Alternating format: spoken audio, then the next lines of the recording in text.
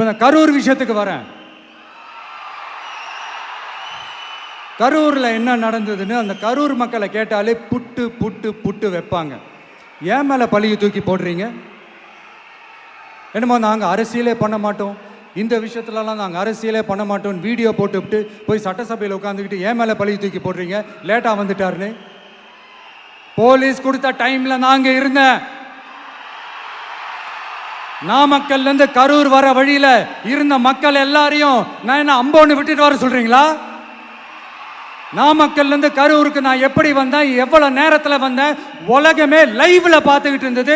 வாய் கூசாம ஏன் மேலே பழி தூக்கி போடுறீங்க? ஒரு மனசாட்சின்றது வேணாம்?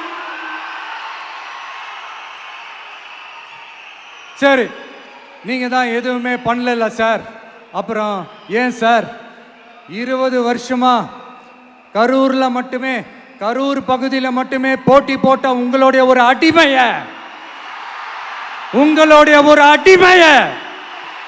ஏன் கோயம்புத்தூர் வரைக்கும் ஓட வச்சீங்க?